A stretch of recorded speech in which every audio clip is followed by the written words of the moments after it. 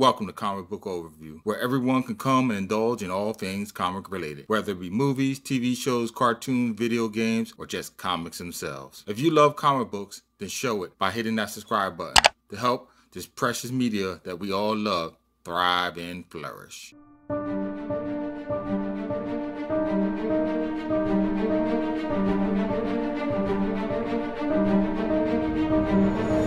This story answers an interesting question. Where does Logan's spirit go when he is temporarily dead? I'm not talking about badly hurt from a mortal wound dead. That can be explained with a long rest and then he awakens fully charged.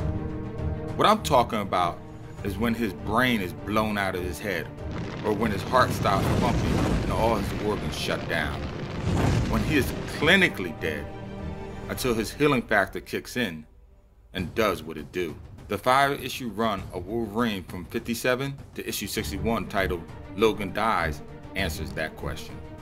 And believe me, you will be surprised by the answer. But to get that information, there's a little prologue that must be explained. So buckle up, you're in for an interesting ride.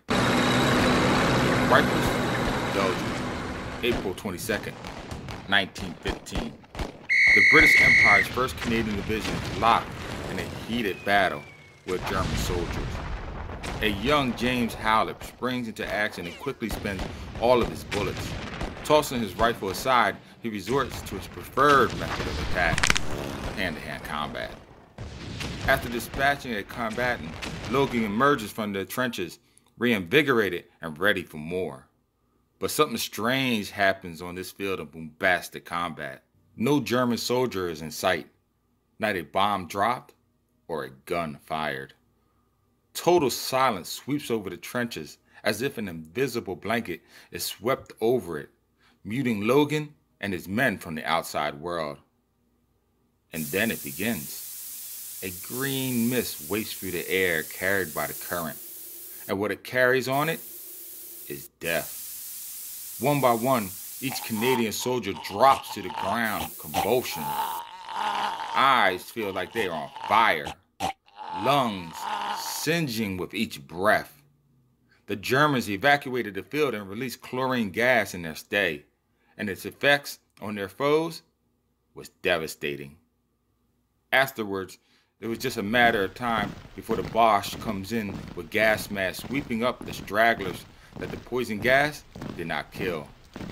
But the German troops did not factor in Logan, nor did they factor in his healing factor.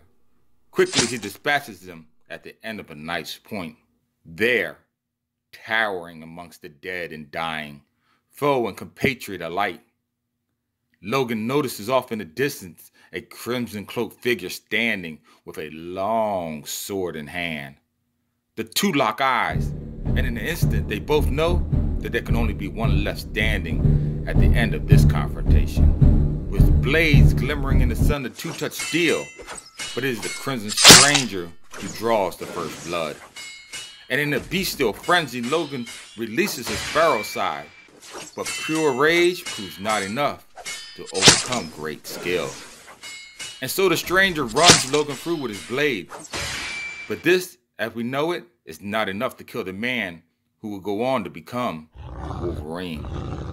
In a feat of great internal strength and determination, Logan pulls the blade out of his body and into his opponent, effectively bringing an end to their duel. Now, the reason I shared that clip with you is because through the story we find out that the cloaked figure was no other than Azrael, the angel of death.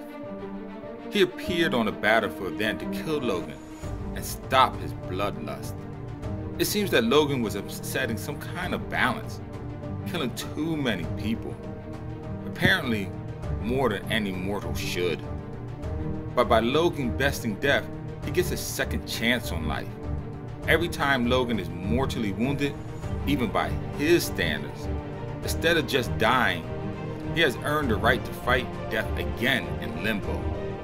If he wins, he gets to come back to life. But if he loses, he has to accept the fate and go on to the great beyond. Good thing for Logan, A major determining factor on whether he wins or loses is his will to live, which he has always had a lot of. There's much more going on in this story though. Doctor Strange, Tony Stark, and the Hand are mixed in it as well, along with a surprise return of a long forgotten Wolverine character from the past. I encourage you to read this story, as I give it a 3.5 out of 5. A very good read. But for the purposes of this video, I wanted to stick to Logan's timeline, and I thought the afterlife aspect of his life was very interesting. Please visit my YouTube channel if you like this video. Tap that bell icon on your way out, and oh yes, as always, keep reading, my friends.